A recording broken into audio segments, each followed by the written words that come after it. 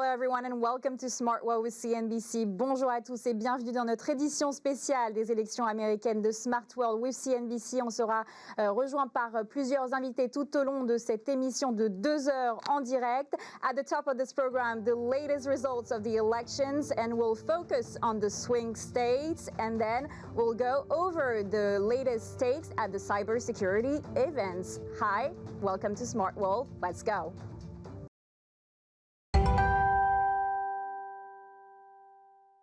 Pas de vague bleue, c'est ce qui ressort de cette élection américaine. Aucun des deux candidats n'a essuyé de revers dans les États remportés pour son camp en 2016. Dans les États pivots, on attend toujours des résultats officiels seulement dans certains États pivots. L'équipe de campagne de Donald Trump se dit convaincue d'avoir remporté la Floride. Le New York Times donne déjà la Floride gagnante pour Donald Trump et le président sortant est donné gagnant dans l'Ohio. Les explications de CNBC. NBC News projects President Trump wins the state of Ohio.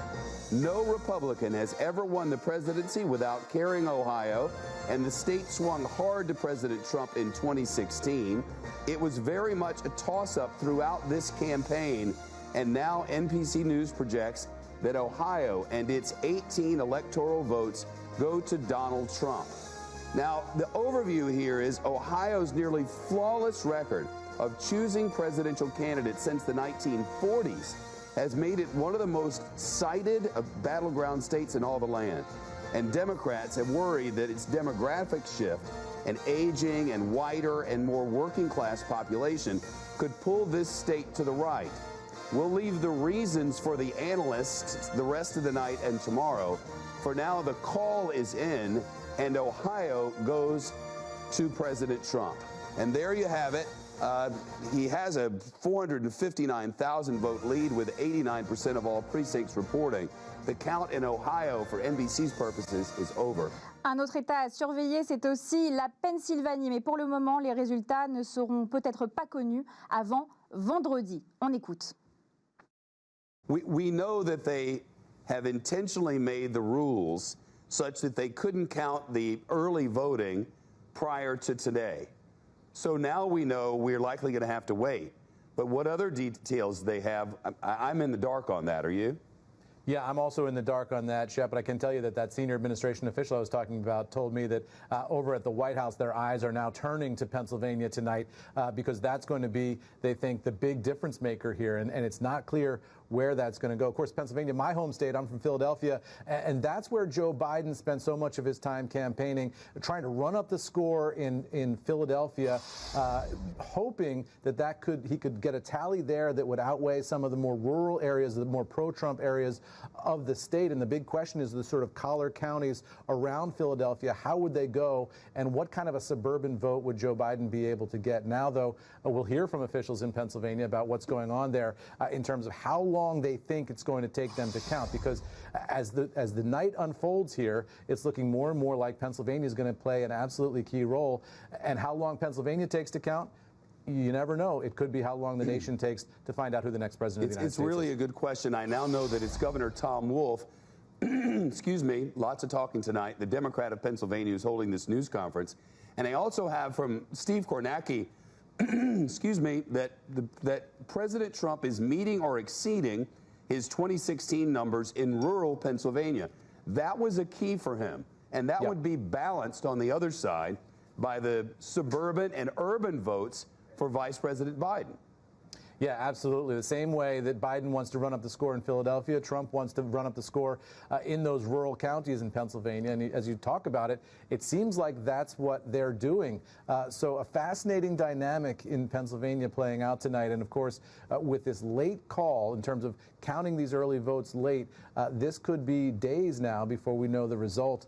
And you can imagine the magnitude of attention that is going to be homed in on Pennsylvania and all those officials counting those votes over the coming days, if that's the last state that's hanging in the balance. We're not there yet, Shep, because there's a number of other states still in play over the course of the night.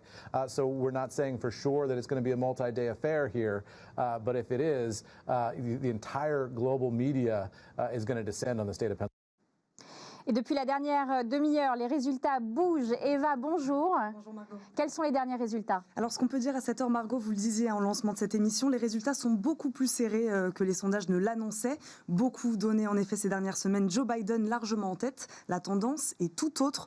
Petit rappel d'abord de la liste des États clés cette année. La Floride, la Caroline du Nord, la Pennsylvanie, le Wisconsin, Michigan, l'Arizona, la Géorgie, l'Iowa ou encore l'Ohio. Et pour l'instant, le président américain est en tête dans les 3 États que Joe Biden devait absolument gagner, la Pennsylvanie, le Michigan et le Wisconsin. L'Ohio, vous en parliez, swing state par excellence, c'est un des derniers résultats et remporté par l'actuel président. En 2016, les démocrates avaient investi beaucoup de temps et d'argent pour tenter de regagner les voix de l'une de ses bases historiques, les ouvriers blancs. Sans succès, Donald Trump avait fini par largement s'imposer dans l'État. C'est encore le cas cette année, avec autour de 53% des voix. Joe Biden lui remporte la Virginie.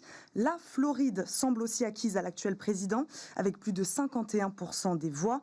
Sauf exception, la Floride a toujours voté pour le futur président.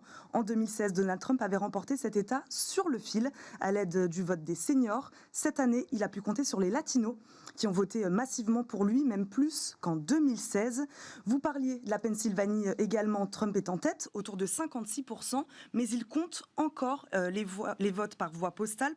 Cela devrait durer plusieurs heures, voire plusieurs jours, peut-être jusqu'à vendredi, vous le disiez. La Pennsylvanie et d'autres États peuvent donc encore basculer après le décompte total des votes. Pour rappel, 100 millions d'électeurs sur les 200 millions d'Américains avaient déjà voté avant le 3 novembre.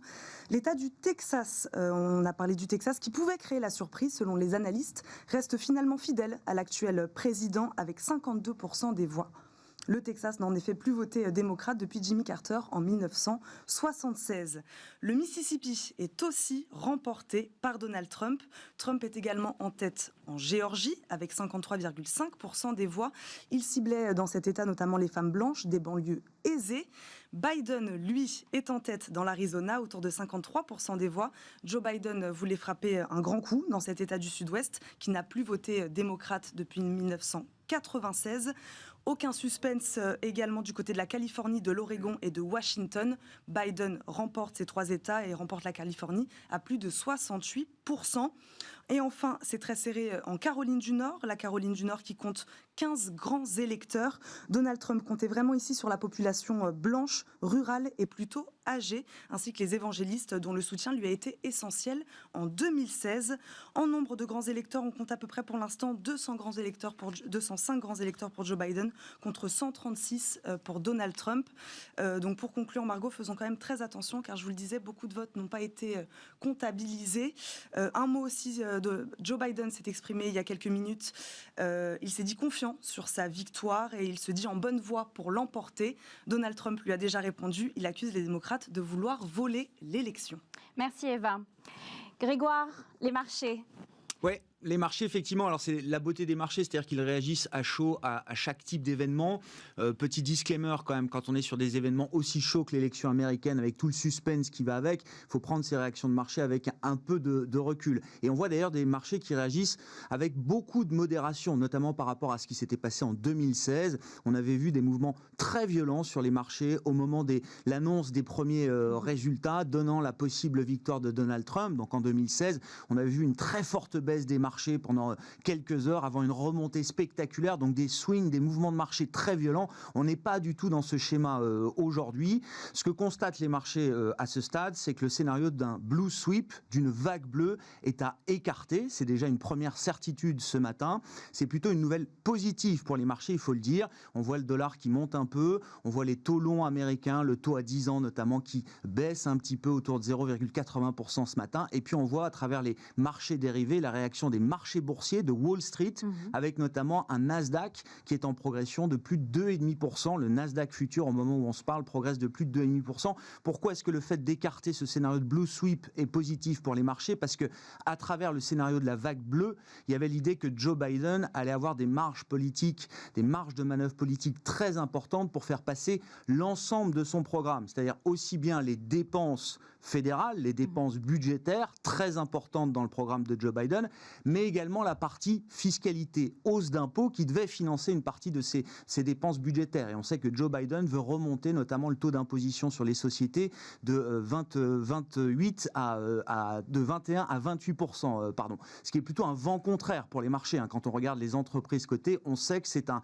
mouvement sur la fiscalité qui aurait pu entraver les bénéfices des entreprises. Donc ce scénario est écarté, c'est plutôt positif pour les marchés. Maintenant, il y a beaucoup de suspense encore devant nous, c'est-à-dire que les scénarios qui se présentent aux investisseurs sont toujours des scénarios qui peuvent être désagréables, notamment le scénario où on ne pourrait pas déclarer de vainqueur incontesté et incontestable pendant peut-être plusieurs heures, voire plusieurs jours. Les marchés n'aiment pas l'incertitude et donc ce scénario qui peut tout à fait se dessiner encore dans les prochaines heures est un scénario qui serait un peu désagréable à court terme pour les investisseurs. Au-delà, on est en train d'intégrer quand même la probabilité ou la possibilité d'une nouvelle victoire de Donald Trump, bien au-delà de ce que les sondages effectivement laissaient transparaître jusqu'à présent, ce qui n'est pas forcément négatif pour les marchés. On l'a vu sous l'ensemble du mandat de Donald Trump, les marchés financiers se sont plutôt bien portés. Ce serait une forme de statu quo pour les marchés et les investisseurs s'accommoderaient parfaitement bien d'une poursuite de la présidence Trump, d'autant qu'on connaît le personnage désormais et donc on imagine qu'on serait moins surpris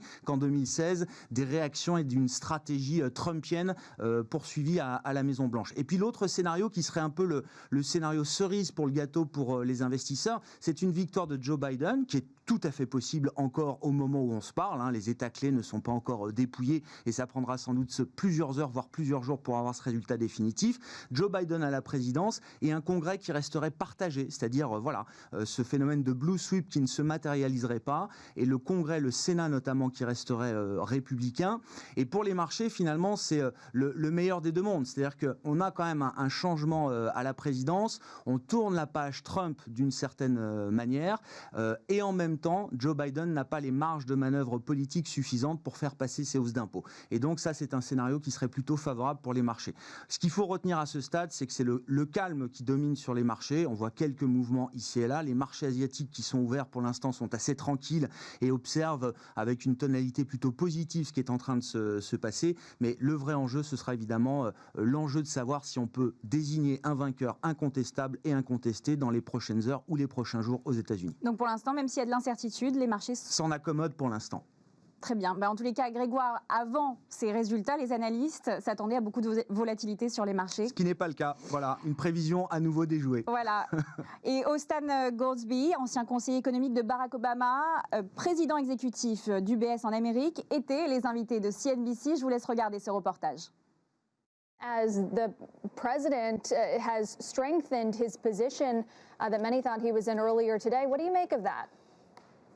Well, when they thought Joe Biden was going to win, the market went up. And if they think Donald Trump's going to win, the market went up. It feels like the market wants to go up. I'm a little nervous that in the past when we've had uncertainty, like if you look at the 2000 period when we went for weeks without knowing who the president was going to be, that didn't take place in the middle of an economic or health crisis. So I'm a little nervous that if we really get into an extended legal battle type scenario, that it might not be great for the market because there would be that cloud kind of hanging over of, well, what's going to happen and what's going to be the policy. Jeb, we know that precincts in Minnesota and Pennsylvania are segregating ballots that come in past a certain point in time, just in case there is a legal challenge about counting votes later in the game. What do you think happens over the next coming days as we wait for some of these results to come in? Well, number one, I think you're going to be looking at volatility in the markets regardless, and sooner or later it will sort itself out. I will not be surprised if it takes days, if potentially even weeks to get this settled. I mean, we have so many states have had no history with mass mail-in balloting. We had, I think, maybe 200 plus lawsuits prior to the election dealing with the interpretation of state laws. And so now, we're hearing that Pennsylvania may not be known for days. So clearly, the closer the election, the more volatility. But, when Trump was elected 4 years ago, he had the market drop, and within a matter of hours to days, it came back. So, again, I think you kind of have to strap yourself in for the roller coaster ride. Austin, what happens to the case for stimulus in the coming months? I mean, I know Mitch McConnell has said don't expect anything to happen until next year, but regardless of the way things turn out, looks like not tonight, but this week when we have maybe some more clarity on who's won for various positions, how important is that stimulus versus just overall policy for areas like small business? Well, I think in reality, like for the economy, I think that stimulus is quite important. I don't call it stimulus. I think of it more as rescue and relief money. It's not traditional jumpstart the economy kind of money. It's just try to prevent millions of businesses from liquidating. I think if Donald Trump were to prevail and be reelected and the Democrats did not take the Senate, I think the president would probably try to usher in through the lame duck some form of tax cut or other stimulus. If Joe Biden were to prevail and there's a changing of the guard in the Senate as well as the Democrats keeping the House, I feel like Mitch McConnell kind of transmitted he's going to block things until it would be next year. So I think there would be probably a delay on that. Et pour parler de ces résultats des élections, je suis avec Florent Parmentier, secrétaire général du CEVIPOF. Pourquoi n'avons-nous toujours pas un résultat alors que les bureaux de vote ont fermé? Oui, c'est vrai que dans notre culture française traditionnelle, dans laquelle on a deux tours et finalement le premier qui passe les 50% l'emporte, là on est dans une configuration que les Français connaissent maintenant bien depuis 2016, c'est-à-dire une configuration État par État. Ce que ça dit, c'est qu'il faut attendre le résultat de 50 États, en réalité moins, puisque sur les 50 États, un certain nombre continuent de voter, mais le résultat ne fait aucun doute. On sait d'ores et déjà que la Californie, en fait, même sans aller jusqu'au décompte des votes, on sait que ce sera démocrate et on sait qu'il y a certaines terres républicaines également très très fortement ancrées. Donc on a ce cas aujourd'hui effectivement et cette incertitude, d'où vient-elle?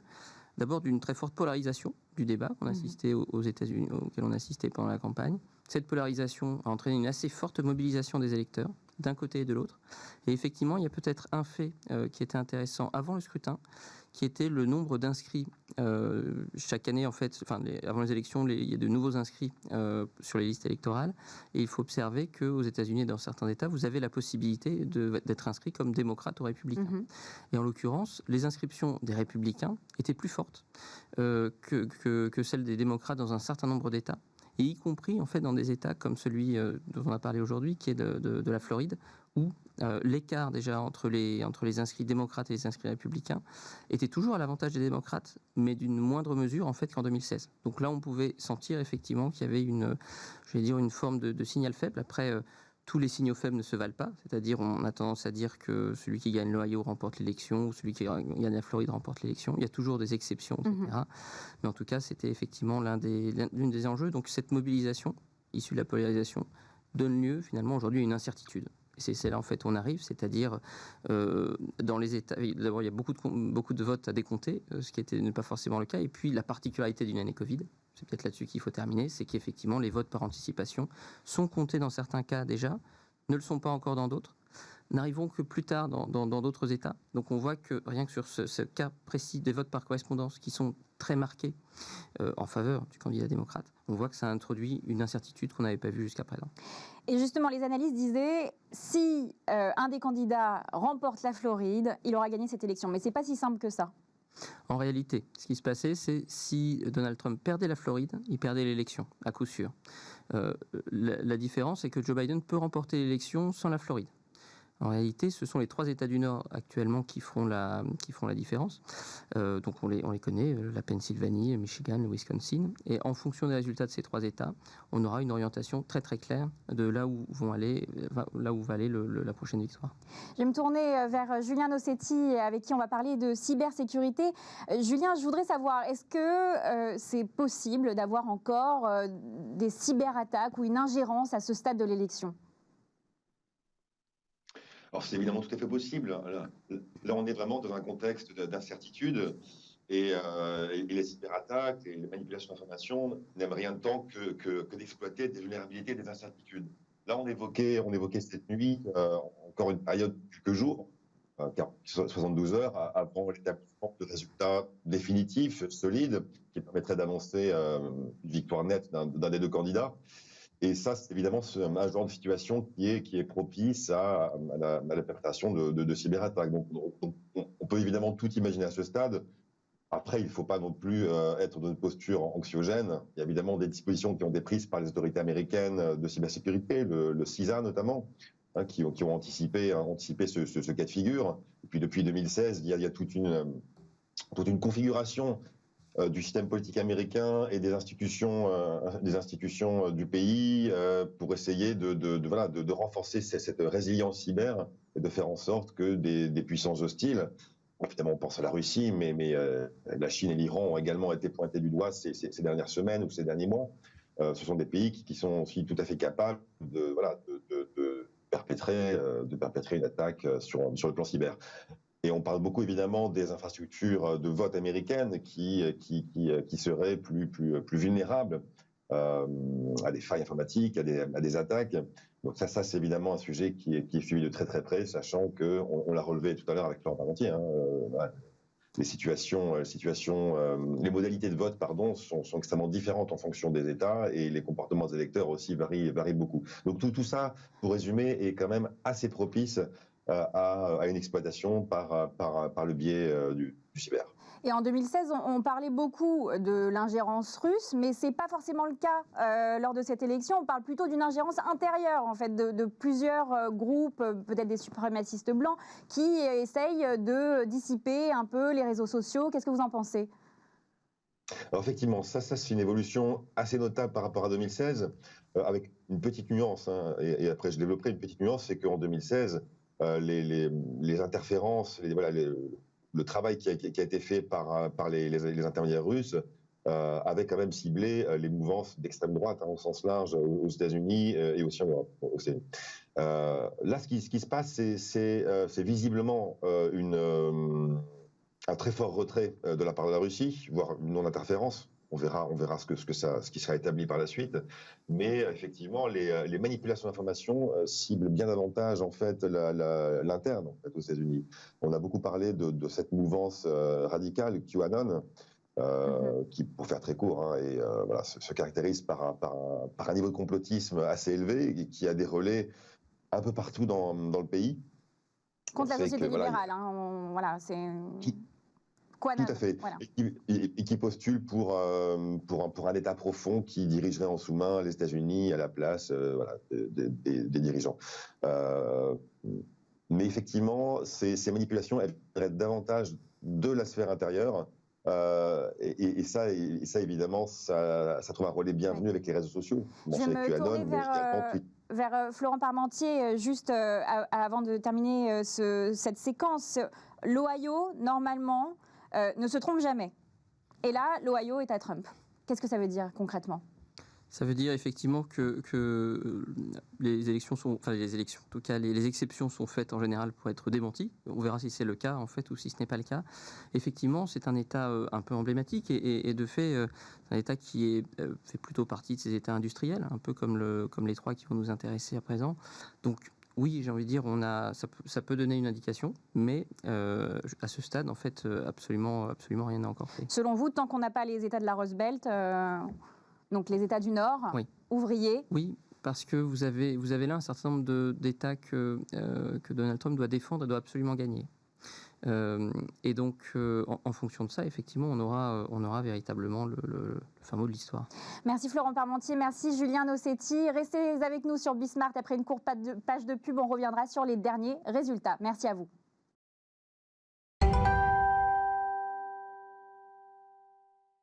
Hello, everyone, and welcome back on this edition on the U.S. elections. At the top of this program, the latest results. If you just woke up, we will discuss the latest results for you on Be Smart and the impact on the market with Grégoire Favé and the vote of minority voters. But to start right now, let's go with Eva for the latest results.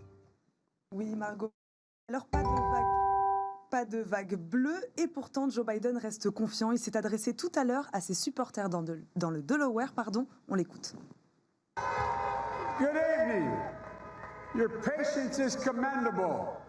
We knew this was going to go long, but who knew we're going to go into maybe tomorrow morning, maybe even longer. But look, we feel good about where we are. We really do. I'm here to tell you tonight, we believe we're on track to win this election.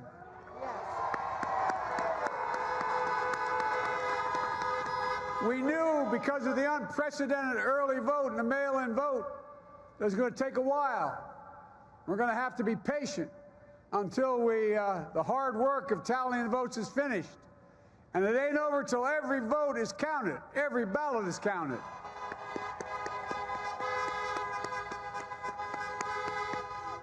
But we're feeling good. We're feeling good about where we are. We believe one of the nets has suggested we've already won Arizona, but we're confident about Arizona. That's a turnaround. We also just called it for Minnesota, and we're still in the game in Georgia, although that's not one we expected. And we're feeling real good about Wisconsin and Michigan. And by the way, it's going to take time to count the votes. We're going to win Pennsylvania. I've been talking to folks in Philly, Allegheny County, Scranton, and they're really encouraged by the turnout and what they see. Look, you know, we could know the results as early as tomorrow morning, but it may take a little longer. As I've said all along, it's not my place or Donald Trump's place to declare who's won this election. That's the decision of the American people. But I'm optimistic about this outcome. And I want to thank every one of you who came out and voted in this election. And by the way, Chris Coons and the Democrats, congratulations here in Delaware. Pardon? Hey, John, the Gov, yeah, the whole team, man. You've done a great job. I'm grateful to the poll workers, to our volunteers, our canvassers, everyone who participated in this democratic process. And I'm grateful to all of my supporters here in Delaware and all across the nation. Thank you, thank you, thank you. And folks, you heard me say it before. Every time I walk out of my grandpa's house up in Scranton, he'd yell, "Joey, keep the faith." And my grandma, when she was like, "Faith, guys, we're going to win this." Thank you, thank you, thank you. Gardons la foi, nous allons gagner, vous l'avez entendu, Joe Biden reste très confiant sur une possible victoire. Évidemment, ça n'a pas manqué d'énerver Donald Trump, qui dit sur Twitter qu'il prédit une grande victoire et accuse les démocrates d'essayer de voler l'élection. Nous ne laisserons pas faire, avertit Donald Trump, qui prévoit de prendre la parole plus tard dans la soirée. Petit rappel, Margot, avant de vous quitter, des résultats dans 2 États clés. L'Ohio est donc remporté par l'actuel président avec environ 53% des voix. La Floride semble elle aussi acquise à l'actuel président avec plus de 51% des voix.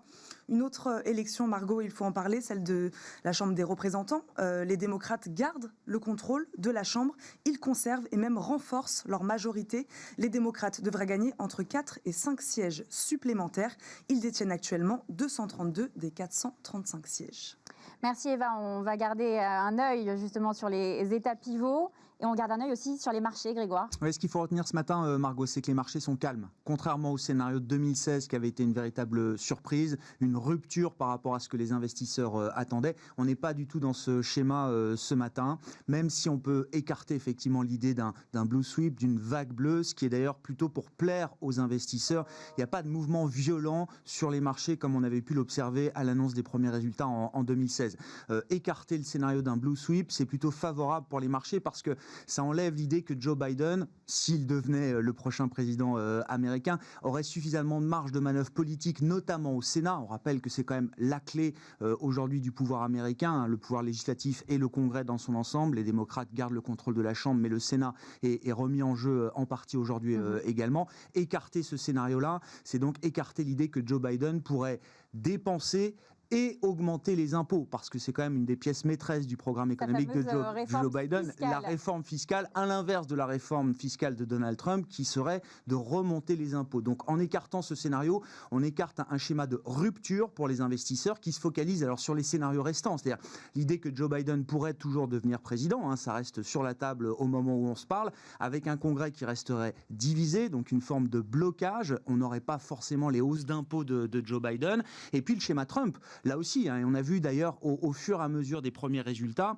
vers 4 heures du matin, quand le momentum Trump commençait à se matérialiser contre toute attente, on a vu les indices futurs sur les marchés américains, les marchés boursiers, monter très violemment, et notamment le Nasdaq. Le dollar remontait, les taux longs américains s'affaiblissaient, on était vraiment sur un trade Trump, c'est-à-dire qu'on jouait ce qui avait marché déjà dans le premier mandat de Donald Trump, rappelons-le, qui a fait des indicateurs boursiers, de la performance du Dow Jones et de Wall Street, son indicateur de performance clé sur le plan économique et sur le plan de sa gestion de la situation américaine. Et donc les marchés s'accommoderaient parfaitement finalement de ce statu quo, d'une poursuite de la législature Trump qui a été jusqu'à présent très favorable au marché. Donc des marchés qui réagissent avec beaucoup de modération. Les marchés sont ouverts en Asie ce matin, évidemment, ils sont plutôt positifs. Les indices futurs à Wall Street nous indiquent qu'on pourrait avoir un Nasdaq en forte hausse cet après-midi à l'ouverture. Tout ça est encore à confirmer. On a les premières indications de tendance également pour les marchés actions en Europe, qui seraient plutôt sur un léger retrait à l'ouverture tout à l'heure, mais ce sont des marchés qui ont déjà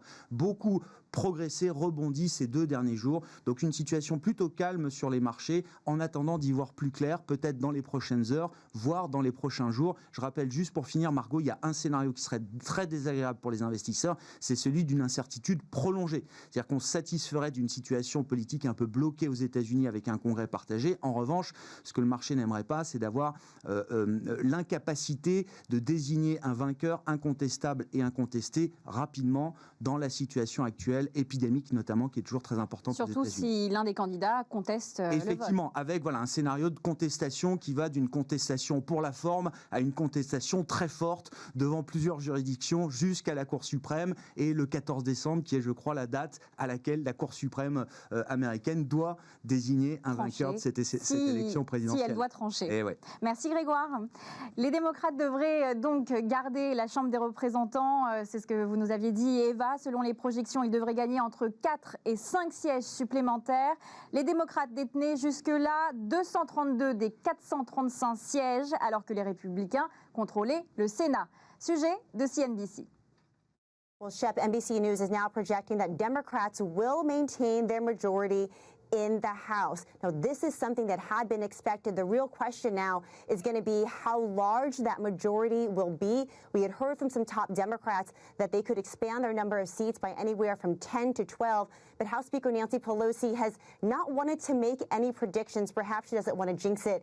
But NBC News now projecting that Democrats will maintain their majority in the House. In addition, NBC is also projecting that Tommy Tuberville will win the Atlanta Senate race against Democrat Doug Jones. This, again, was another expected outcome. Democrats had sort of ceded that Doug Jones was likely to lose in his election. They considered his seat a wash against the gain that they had hoped to make in Colorado by flipping the seat that Cory Gardner is now currently holding. So now what we find, Shep, is that each party has flipped one Senate seat, and so the math doesn't change. Democrats still need to flip an additional 3 seats at a minimum in order to take control of the Senate. Shep? Lon Moy, thanks so much. Et si vous nous rejoignez, on décrypte les résultats de ces élections américaines avec nos invités, Claire Bourris-Mariotti, maître de conférence en histoire américaine, et Jean-Claude Beaujour, avocat au barreau de Paris et vice-président de France-Amérique. On voit bien une course serrée.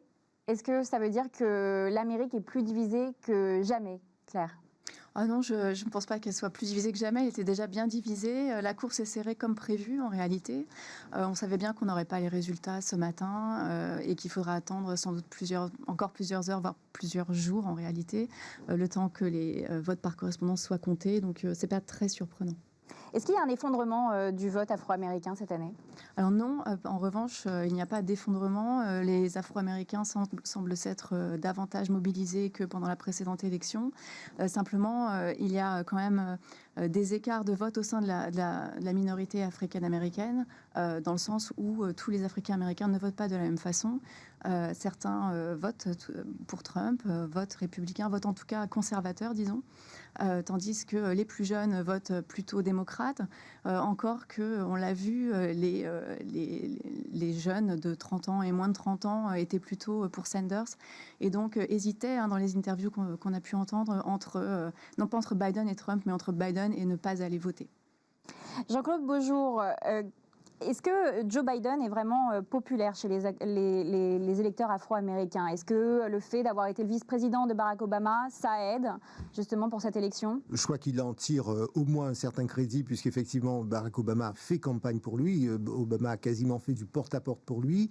Il a pris Kamala Harris, qui est un peu afro-américaine, comme vice-candidate. Moi, je dirais qu'il faut toujours être très prudent lorsqu'on parle de communauté. On a tendance à penser que les communautés votent comme un seul homme, et l'expérience montre d'ailleurs aux États-Unis ou dans d'autres pays que c'est complètement faux. Les gens votent aussi par identité sociale. Barack Obama, il entraînait au départ beaucoup plus les gens de l'élite un peu blanche que les noirs des quartiers. Il a fallu que sa femme aille chercher les électeurs afro-américains pour lui. Donc je crois qu'il faut être très prudent, et cela est également vrai pour les latinos. On pensait que les latinos voteraient comme d'un seul homme pour les démocrates.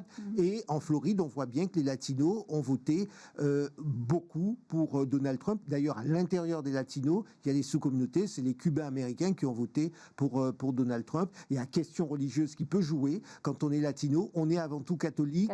On est catholique, on est chrétien, et donc il y a peut-être des options républicaines qui conviennent mieux aux latinos. Voilà un petit peu ce qu'on peut dire sur le plan strictement communautaire, bien que le scrutin ne soit pas uniquement communautaire, mais il est aussi social. C'est vrai qu'on a tendance à parler du vote afro-américain, du vote latino, comme s'il ne parlait que d'une même personne. Justement, on a vu cette surprise en Floride avec le vote latino essentiellement pour Trump. Est-ce que justement ça veut dire que les attaques de Donald Trump sur Joe Biden et le retour du socialisme a fait basculer? Tout à l'heure, vous demandiez si l'élection, en tout cas le scrutin, le côté serré du scrutin démontre, ou en tout cas traduit le caractère clivant de la société américaine. Je crois que l'élection américaine, en tout cas telle qu'elle se présente et telle que le scrutin se présente, traduit le clivage qu'il y a au sein de la société américaine, où les gens ne se parlent plus, où c'est bloc contre bloc. D'ailleurs, le président ou en face, les uns et les autres se traitent en ennemis. Imaginez un peu que le président français dise en face, ceux qui ne sont pas de mon parti sont mes ennemis. Ce sont des propos qui sont assez forts, mais c'est un clivage qui a commencé avant Donald Trump, qui a été renforcé par les propos souvent maladroits de Donald Trump, et donc cette société, elle traduit, le scrutin traduit cela. Maintenant, il semble bien qu'il faille se dire qu'au fond, c'est une société qui aussi se cherche, parce qu'elle a peur de ce qu'elle considère comme la gauche. Vous parliez de socialisme, eh bien, elle a peur de ce que proposent j'ai envie de dire les partisans de Bernie Sanders, et il est facile de dire ce sont des communistes, etc., etc. Pour moi, le principal risque, c'est que quel que soit le candidat qui sera élu pour l'un ou réélu pour l'autre, ils n'échapperont pas à la question sociale aux États-Unis, parce qu'il y a un tiers-monde aux États-Unis, parce que les politiques de développement, les politiques publiques de développement ont été extrêmement rabotées, que ce soit par les démocrates, que ce soit par les républicains, et cela, malheureusement, après le scrutin, qu'il soit dans 24 heures, dans 36 heures ou dans 48 heures, eh bien, ils auront à faire face à ces réalités qui, elles, en revanche, peuvent laisser la place à des révoltes sociales, à des mouvements de toute nature. Justement, Jean-Claude Beaujour, vous parliez des questions sociales. On a vu que la sœur de George Floyd s'est exprimée, a donné son vote, a dit que Joe Biden était l'homme qu'il nous faut. Est-ce que ça a un impact véritablement sur le vote afro-américain ? Je ne suis pas sûre que ça ait franchement un impact sur le vote africain-américain. Comme disait M. Beaujour, chacun vote dans son propre intérêt, et c'est aussi un vote, vous disiez social, pour ne pas dire un vote de classe. Et donc, je ne suis pas sûre que pour moi, ça n'a en fait pas d'impact direct, en tout cas sur le scrutin. Et selon vous, Jean-Claude Beaujour, vous pensez pareil ? Oui, tout d'abord, je veux dire, on est sur un corps électoral, 360 millions d'habitants, 240 millions de votants, 240 millions de de corps électoral votant, d'électeurs. Je veux dire, c'est pas pour minimiser le propos de tel ou de tel, mais ça compte très peu et puis c'est dilué sur X États. Le vrai sujet, c'est sur les États bascules, est-ce que tel propos peut avoir un impact? J'ajoute que en face, dans le camp Biden, ils n'ont pas fait, le président sortant n'a pas vraiment fait campagne sur l'unité de l'Amérique. Il a fait campagne sur les résultats économiques. Il s'est adressé à des États qui sont dans sa ligne de mire, le Texas, la Floride, des États industriels, les États où il manque l'emploi, où pour les gens, le boulot, ça compte avant tout que des questions sociales ou philosophiques. L'unité, c'est vrai qu'elle est importante, mais pour celui qui n'a pas de job, eh bien, il se dit, moi, j'ai eu un job et c'est cela qui est de plus important. Donc, c'est vrai, la question pétrolière,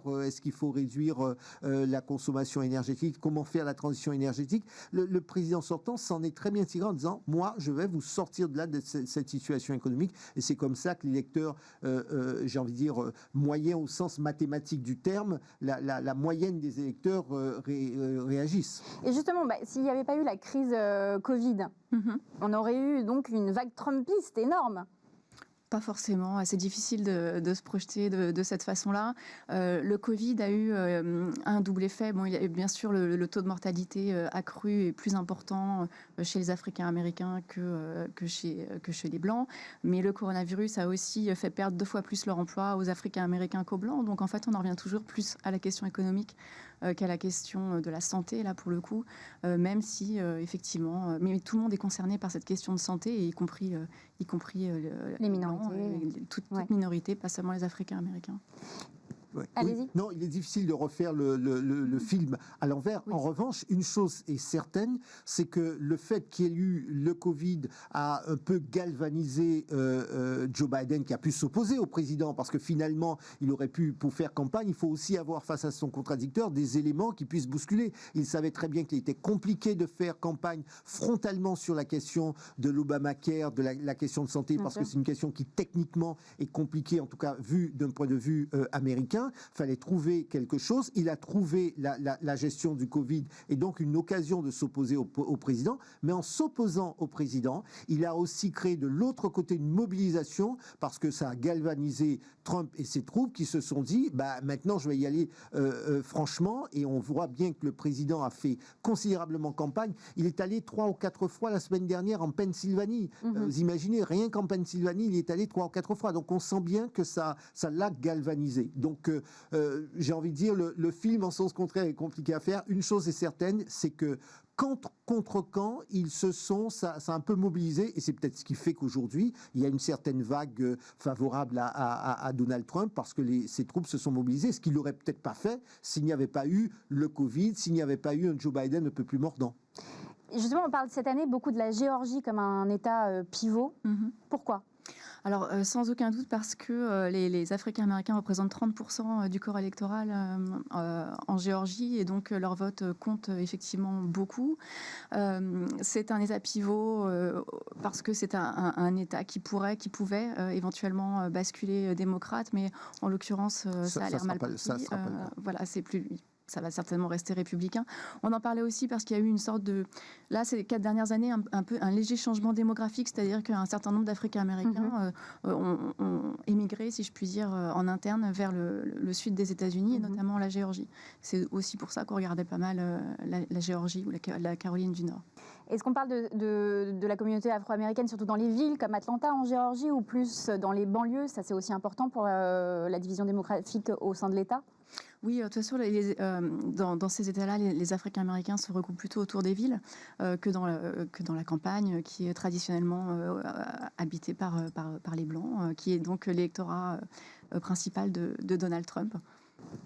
Juste un petit mot, c'est pour vos téléspectateurs, c'est vrai qu'on dit État swing states, qu'on comprenne bien. C'est vrai qu'un swing state, c'est un peu comme chez nous lorsqu'on a une circonscription qui peut, par un changement sociologique, glisser. Et effectivement, ce sont des États il y a des mouvements migratoires à l'intérieur des États-Unis. On voit bien que dans certaines grandes villes ou certains États très prisés, à un moment donné, on peut avoir moins d'emplois, on peut avoir un logement qui est extrêmement cher, on peut avoir un confort de vie qui est différent. qui fait que vous allez avoir une migration de population, un mouvement de population qui, lui, sociologiquement, peut voter soit plus à droite, soit plus à gauche, en tout cas démocrate ou républicain, et ça peut rendre l'État un peu plus malléable. On le voit bien en Floride. En Floride, on a eu énormément de nouveaux jeunes qui se sont installés, alors que traditionnellement, le Sunshine State est plutôt un État où il y a des personnes âgées, quand on veut prendre la retraite ou quand on veut partir aller en vacances, alors que là, avec un mouvement migratoire, on s'est dit peut-être que ce mouvement de population va faire migrer un peu, en tout cas va faire bouger le corps électoral. On parle aussi beaucoup des femmes dans ce vote. Vous pensez sincèrement qu'il y a eu une différence par rapport à 2016 sur le vote des femmes ? Moi, j'ai pas l'impression qu'il y ait eu une grande différence par rapport à 2016, mais là, c'est un peu tôt pour se prononcer. Voilà. Ouais, moi, je partage. Il est encore franchement trop tôt parce que un sondage comme celui-là supposerait qu'il soit fait vraiment qu'on regarde effectivement par des sondages qui a voté et comment les femmes ont voté. Alors, votre question sous-tend le fait, est-ce que la présence de Kamala Harris a pu ou aurait pu ou pourrait, parce que là encore les résultats ne sont pas sûrs, pourrait entraîner un fort déplacement de voix. On ne le sait pas, mais quand on regarde la sociologie, quand on regarde le résultat général, le mouvement général, il n'y a pas une dynamique, et c'est peut-être ce qui manque d'ailleurs à Joe Biden. Je disais tout à l'heure qu'en 2008, à 21h30 heure de New York, nous avions déjà les premières estimations. À 21h30, c'était quasiment établi. On savait que Barack Obama devenait président des États-Unis parce qu'il y avait une dynamique. Là, il n'y a pas de dynamique. S'il n'y a pas de dynamique, c'est dans plusieurs sous-sections de l'électorat, il n'y a pas eu ce mouvement. Donc je crains qu'il n'y ait pas eu de véritable mouvement des femmes. J'ajoute qu'au-delà du fait d'être femme, d'être noire, d'être cadre ou d'être tout ce qu'on veut, là encore, il faut resituer cela dans un cadre plus grand. C'est vraiment un clivage de la société américaine. Si vous êtes plus ou moins pro-Trump, eh bien, quoi que dise le camp adverse, de toutes les façons, que vous soyez une femme noire ou tout ce que vous voulez, vous serez derrière lui. Si vous êtes anti-Trump, qui que vous soyez, vous pouvez être le plus riche du monde, eh bien, enfin des États-Unis, vous serez anti-Trump, ou même si vous êtes le plus pauvre, vous serez anti-Trump. C'est comme ça que la société, enfin je parle sous votre contrôle, c'est comme cela que la société américaine réagit aujourd'hui, et ça n'est pas le fait de Donald Trump. Donald Trump est le côté émergé de l'iceberg, mais c'est une situation qui se vit depuis très longtemps aux États-Unis. Pensez donc que dans certaines universités, un certain nombre de gens ne peuvent plus aller s'exprimer parce qu'on décide par définition qu'il y a des gens à qui on ne veut pas parler. On ne veut pas parler aux gens qui ne nous ressemblent pas. Et ça, c'est un problème qu'on a aux États-Unis et c'est un mouvement que malheureusement on retrouve aussi chez nous en Europe.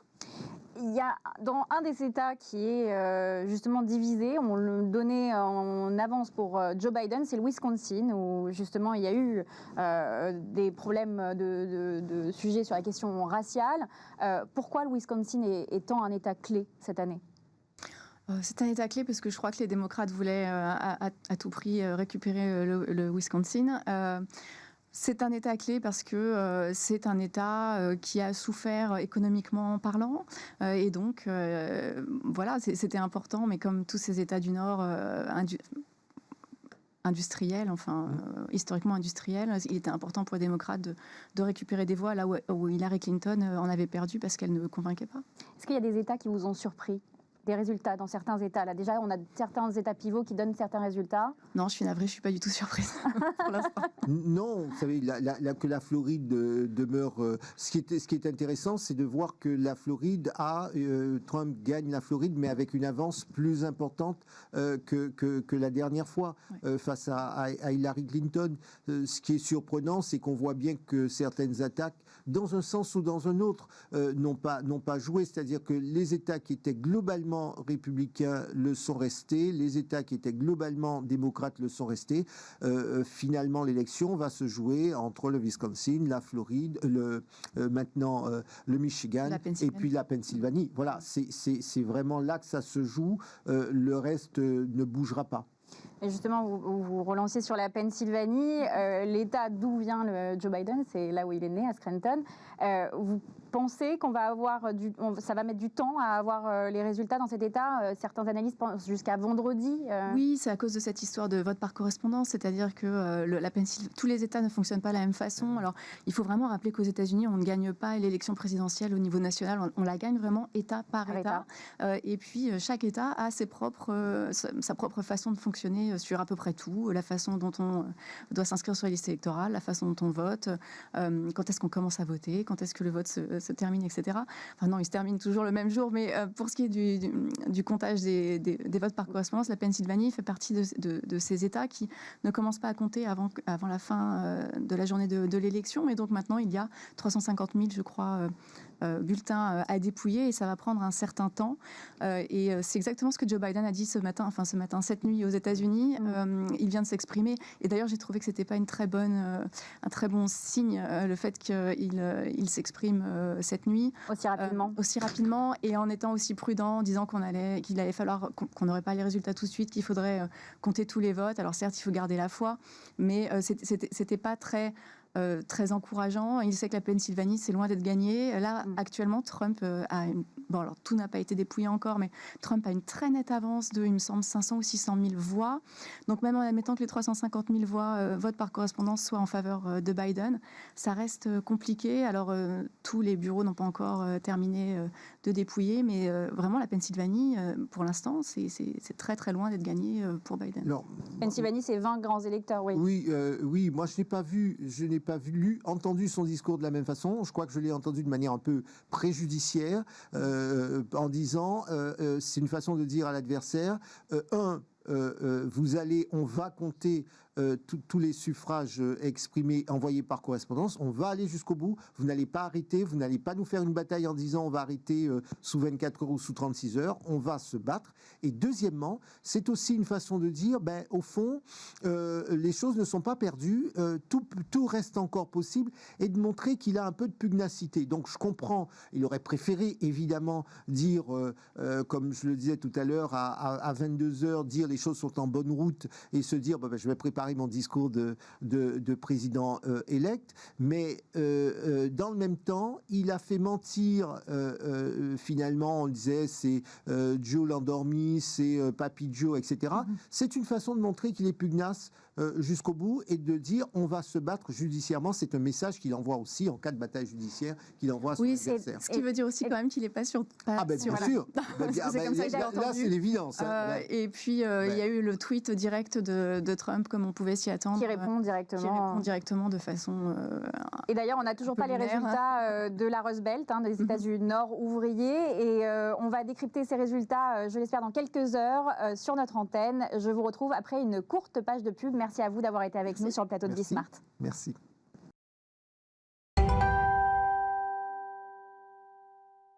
Welcome back on Smart World with CNBC. Bonjour à tous et bienvenue si vous nous rejoignez pour cette édition spéciale des élections américaines sur Bismart. At the top of this program, the latest results and also the relationship with the big tech depending on the two candidates and the impact on the economy.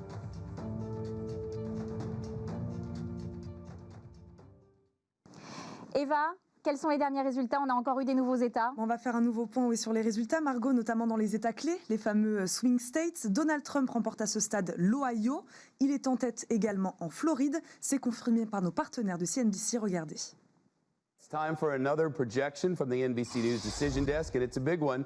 Florida goes to Donald Trump. Donald Trump, the projected winner of Florida and its 29 electoral votes. Vice President Biden and President Trump, here are the latest numbers now. 205 electoral votes for Vice President Biden, 165 electoral votes for President Trump. As Tim Russert used to say, Florida has gone the way of the Republicans. President Trump won it in a squeaker 4 years ago, and he's won it. We don't know what the final numbers will be, but it's enough for the NBC Decision Desk to say Florida belongs to President Trump. It was not a must-win for the president, but it was a very important one on his path to 270 votes. Contessa Brewer is down in Florida. What kind of reaction are you getting down there, Contessa? Well, listen, there was a lot riding on this, and I think there's going to be a sigh of relief that it's called because these folks have just been inundated with campaign ads, and there you're seeing it. One of the keys to this outcome was Miami-Dade County, the most populous county in Florida, that Hillary Clinton won 2-1 in 2016, though she lost Florida. Instead, in 2020, Donald Trump made major inroads in Miami-Dade County, peeling away some of that support. And so even though Biden increased some of those leads in counties like around Tampa and St. Petersburg, what you're seeing here is that the peeling away of support in Miami-Dade was enough to put Donald Trump over the edge here. As you can see, coming in now with about $83,000 difference, NBC News calling that for Donald Trump. At this point, what was leading to these decisions today? I asked every voter that I talked to, Shep, and they said coronavirus, they said the economy, they said, for those who say that they were voting for President Trump, they told me my personal finances are in good shape. Why would I want to change that? La Floride semble donc acquise à l'actuel président avec plus de 51% des voix. Sauf exception, la Floride a toujours voté pour le futur président. En 2016, Donald Trump avait remporté cet État sur le fil. Cette année, il a pu compter sur les Latinos qui ont massivement voté pour lui, plus même qu'en 2016, Margot. Donald Trump également déclaré vainqueur au Texas. Texas qui pouvait créer la surprise selon les analystes, mais qui reste finalement fidèle à l'actuel président avec 52% des voix. Cet État du Sud des États-Unis lui apporte 38 grands électeurs. Joe Biden a bien sûr souligné qu'il faudra patienter pour connaître le résultat définitif. En Caroline du Nord, le résultat, lui, reste très serré. Trump conserve pour l'instant sa légère avance. Le Michigan, le Wisconsin et la Pennsylvanie pourraient aussi faire basculer le scrutin. Les résultats définitifs, là aussi, se feront attendre. Merci Eva. Grégoire, les marchés ? Réaction de marché ce matin, on peut le résumer en deux mots, prudence et modération. Je pense que le débat sur la fiabilité des sondages ne fait que commencer ou recommencer aux États-Unis. En tout cas, on peut constater que les marchés, les investisseurs, eux, ont appris de l'élection de 2016 qui avait déclenché des mouvements très violents sur les marchés au moment des premières annonces de résultats. En 2016, on a vu une forte baisse des marchés avant une reprise à la hausse très très violente. On n'est pas du tout dans ce schéma-là et donc les marchés montrent bien qu'ils n'ont pas pris de paris trop forts sur le résultat de cette élection. On voit des indices futurs sur les marchés actions, que ce soit en Europe ou aux États-Unis, qui restent assez modérés. On pourrait ouvrir en légère baisse ce matin en Europe. On voit des indices futurs sur le marché américain qui sont un peu mitigés, même si le Nasdaq continue de s'en sortir mieux, comme si les investisseurs se disaient, quelle que soit finalement l'issue de ce scrutin, il y a une certitude, c'est que la tech américaine continuera de bien s'en sortir. Ça, c'est un pilier fondamental pour le marché et pour les investisseurs. Ce qui est important à ce stade, c'est que le marché écarte l'idée d'une rupture dans le scénario économique et stratégique américain. C'est-à-dire qu'il n'y aura pas de vague bleue, ce qui était peut-être le scénario le plus difficile à apprécier pour les marchés, le scénario où Joe Biden aurait eu des marges de manœuvre politiques importantes au Sénat, pouvant remettre en cause des paramètres importants pour l'économie et pour les entreprises américaines, notamment sur le plan de la fiscalité, en contrebalançant les baisses d'impôts qui ont été effectuées lors du premier mandat de Donald Trump. Donc ce scénario de rupture est écarté et donc restent des scénarios qui sont à peu près équivalents à des scénarios de statu quo. Donald Trump reconduit, on connaît le personnage, on sait l'importance qu'il attache à la performance des marchés boursiers, c'est bon pour les investisseurs. Joe Biden élu avec un congrès partagé, ça limiterait ses marges de manœuvre et finalement on aurait un plan de relance quoi qu'il arrive, sans hausse d'impôts, ce qui serait, j'allais dire, le meilleur des deux mondes pour les investisseurs. Reste évidemment le scénario qui reste le scénario peut-être central à cette heure, c'est-à-dire le scénario d'un résultat compliqué à définir, d'une forte contestation du résultat qui s'annonce serré. Et là, effectivement, sur le court terme, en tout cas, ça peut créer un peu de trouble, un peu d'incertitude pour les marchés tant que le résultat définitif, incontesté et incontestable n'aura pas pu être proclamé. Merci Grégoire. Et est-ce que ces élections peuvent avoir un impact sur la Fed ? Vous le savez, normalement, elle se doit neutre et hors de toute considération politique. Eh bien, ça devrait rester comme ceci. Écoutez ce sujet de CNBC. I think the Fed will stay as apolitical as possible, really try to stay out of the realm of the elections. We have to keep in mind that we may not have a result as early as later this evening or tomorrow even. And so when Fed Chair Powell will do his press conference, he may be asked about the election and the election outcome. He will want to stay very far away from that and really focus on the state of the economy, which is a state which is at a critical juncture because we're seeing slowing economic momentum and a worsening health situation. And we know that Fed Chair Powell is very much concerned about the economic outlook and financial market developments in that environment. So the focus is really going to be on the economy and not so much on the political developments. Greg, got to ask you here, back in August, the Fed started this whole average inflation targeting thing, saying that, look, inflation, we're prepared and we actually want to see it go nicely past 2% and stay there for a while, and we'll worry about the inflationary effects later. Here's the thing, though. I think everybody's agreed that whether it's Biden or Trump, there is going to be some form of stimulus. It's a matter of scale or extent. That will likely mean that long rates are going to go up. If it's a Biden victory, I've seen some number crunching putting the price reaction at 100 basis points higher on the 10, which would put us at about 1% even, if not even north of that, which raises the interesting prospect.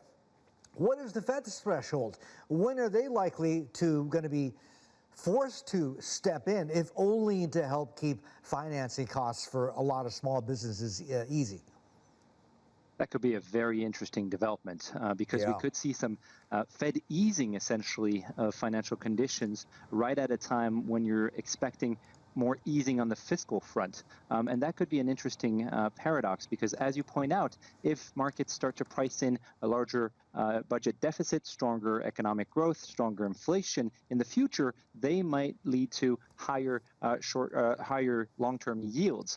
And that would be something that would lead to a tightening of financial conditions and most likely would lead the Fed to readjust, rotate its asset purchases towards longer dated treasury yields in an effort to really calm down any potential upside to long-term yields, which would be detrimental to economic activity at a point where in the near term, economic activity is actually slowing and the health situation is deteriorating. So look for the Fed to really stay on the sidelines of the economy and try to prevent any unnecessary tightening of financial conditions. Et on va maintenant parler bilan économique et la relation avec les GAFA et surtout l'impact des réseaux sociaux sur ces élections.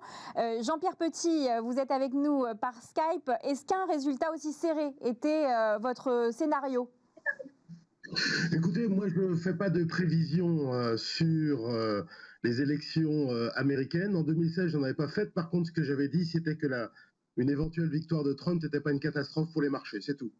Et là, ce qui me frappe le plus, c'est non seulement le caractère très serré des élections, et donc, mais c'est surtout l'extraordinaire capacité de résistance de cet animal politique qu'est Donald Trump. Voici un homme qui était très largement en tête jusqu'au début du mois de mars. Sa réélection était quasiment acquise, et puis voilà qu'il lui tombe quelque chose sur la tête, qui est Covid-19. L'économie américaine rentre en très grave récession, et là, au moment où on parle, finalement, l'écart est extrêmement serré avec son challenger. C'est extraordinaire. Il y a un président américain qui se représente dans un contexte de récession 2 ans avant au plus 2 ans avant l'élection, en général, n'est jamais réélu. Il n'y a eu qu'un seul cas dans l'histoire. Et là, la résistance de Trump est en soi tout à fait exceptionnelle. Voilà ce qu'on peut dire. Et il n'y a pas de blue wave, il n'y a pas de vague bleue, ni au niveau fédéral pour l'élection présidentielle, ni surtout au Sénat, puisque à ma connaissance, il y a quelques minutes, pour l'instant, on est à égalité en nombre de sénateurs républicains et sénateurs démocrates. C'est un point très important parce que depuis presque un mois, les marchés avaient joué la blue wave, c'est-à-dire à la fois l'élection de Joseph Biden, mais également la victoire démocrate, non seulement à la Chambre des représentants, mais surtout au Sénat.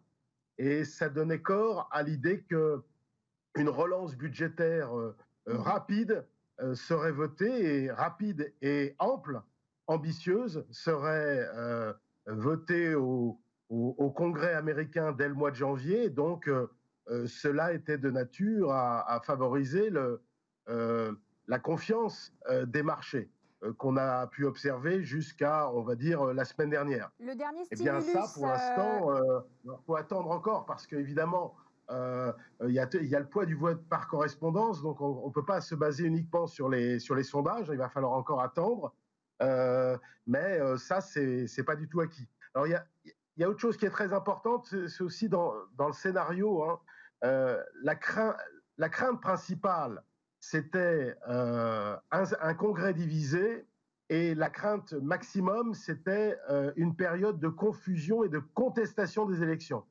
Et ça, sur la confusion, contestation des résultats, dans la mesure où on n'a pas les résultats ce matin en Europe et qu'on ne les aura probablement pas dans la journée, ni même peut-être demain, etc., on va avoir une période, et d'ailleurs ça a déjà commencé dans les premières réactions, de confusion, contestation, voire recours juridique auprès des cours suprêmes des États fédérés concernés.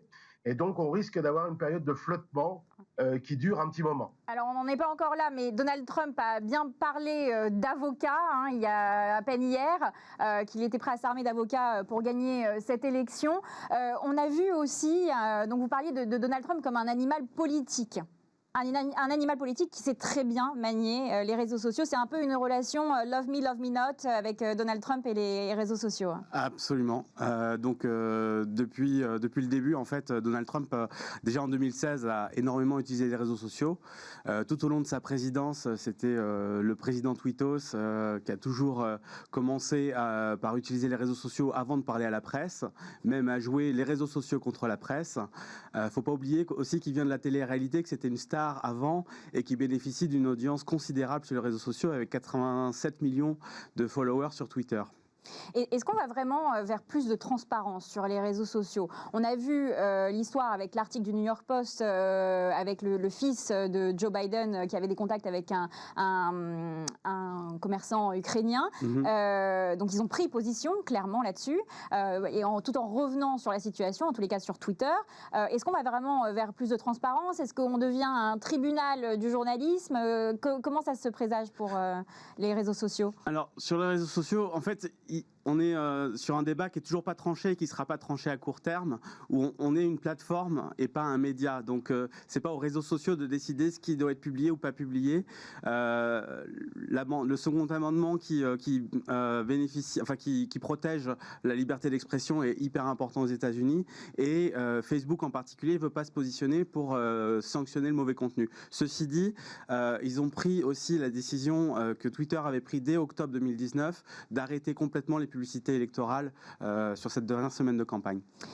On l'a vu sur les réseaux sociaux et même pour les reporters de terrain. C'est une Amérique vraiment divisée. On l'a vu tout au long de cette campagne. Jean-Pierre Petit, quelles sont les principales différences entre la vision économique de Donald Trump et la vision économique de Joe Biden? C'est vraiment deux plans économiques à l'opposé, hein, surtout sur le taux d'imposition sur les sociétés. Qu'est-ce que vous en pensez? Vers quoi ça va se jouer? Bon, écoutez, non, il y a des différences un peu traditionnelles, à la fois sur la fiscalité. Elles ne sont pas extraordinaires, hein, les différences sur la fiscalité. Joe Biden propose de remonter le taux d'impôt sur les sociétés à 28%, contre 21% aujourd'hui, alors que Trump, bien évidemment, maintient le taux actuel. Il y a une légère augmentation également du taux marginal d'impôt sur le revenu vers 39,6 pour Biden, alors que Trump ne bouge pas. Il y a une augmentation des taux sur les transactions financières pour les ménages américains qui gagnent beaucoup d'argent. Ça, c'est les différences fiscales principales. Il y a aussi une approche un petit peu plus régulationniste de la part de Biden sur les énergies fossiles, éventuellement sur la tech, un petit peu sur le secteur financier, et puis sur le plan général, multilatéral. Il y a un retour des États-Unis vers les accords de Paris. Il y a un apaisement sur la forme, je dis bien sur la forme, avec les relations avec la Chine ou le Mexique. Et puis chez Biden, on est plus précis sur la relance des dépenses publiques en matière d'infrastructure, en matière de logement, en matière de santé, en matière scolaire. C'est-à-dire que Trump est favorable à une relance budgétaire, mais le problème, c'est que ce n'est pas extrêmement précis et qu'ensuite, une partie du Sénat républicain ne le suivait pas. Voilà, grosso modo, les principales différences entre Biden et Trump. Et on l'a vu, en tous les cas, Daniel Landesman, sur les réseaux sociaux. Est-ce que les réseaux sociaux peuvent véritablement contrôler les fake news? On leur en demande beaucoup. On a vu l'audition au Sénat il y a à peine 6 jours avant l'élection, qui a vraiment surpris tout le monde. Sur la section 230, qui, je le rappelle, permet aux plateformes de ne pas avoir le contrôle sur le contenu de leurs membres, contrairement à une publication. Vers quoi on va si on continue avec un deuxième mandat de Donald Trump? C'est assez difficile à dire. C'est vrai que les réseaux sociaux ont quand même une grande capacité de modération. Ils modèrent tout le contenu adulte, par exemple, de façon très forte. Après, c'est encore une fois quelque chose sur lequel les réseaux sociaux ne vont pas vouloir se positionner. Les GAFA, et en particulier Facebook, ne va pas vouloir se positionner pour décider qu'est-ce qui est du bon contenu, qu'est-ce que je dois retirer, quelle est l'obligation. Concrètement, par contre, beaucoup de campagnes publicitaires payantes, celles-là peuvent être bloquées, et Facebook a pris donc l'engagement d'arrêter de recevoir des fonds du Parti républicain sur certaines campagnes qui étaient clairement des fake news. On a déjà vu les troubles en 2016. Oui. Quelle a été la goutte d'eau qui a fait déborder le vase? Parce qu'on se dit, ces restrictions, elles ont été prises il y a vraiment peu de temps. Une semaine pour Facebook. Alors qu'il y a eu 4 ans, vraiment, Absolument. entre les 2 élections. Comment ça se fait? Quelle a été la goutte d'eau qui a fait déborder le vase, justement? La goutte d'eau, c'est que je pense que en fait c'est aussi beaucoup Twitter qui s'est positionné beaucoup plus tôt que Facebook pour faire le ménage. Twitter en particulier, quand Donald Trump a posté des choses incorrectes, fausses sur le Covid, sur par exemple boire de l'eau de Javel, recommander de boire de l'eau de Javel, Twitter a pris les devants en disant non, attention, c'est pas du bon contenu. C'est intéressant aussi d'ailleurs de voir que le tweet le plus engageant de Joe Biden a été de dire non, ne buvez pas d'eau de Javel. Donc en fait aussi sur les réseaux sociaux, on a pu voir que même Joe Biden l'a utilisé pour se positionner contre Donald Trump. Mais clairement, c'est un débat qui va être très très compliqué à résoudre, qui en plus ne peut pas être que américano-américain, puisque les réseaux sociaux aujourd'hui, c'est une audience de 2 milliards d'êtres humains. Bien sûr. Et d'ailleurs, on l'a vu sur Twitter, Jean-Pierre Petit, on a vu Donald Trump s'attaquer directement au président de la Réserve fédérale, Jerome Powell. Est-ce que la Fed sera moins sous pression sous un Biden? Non.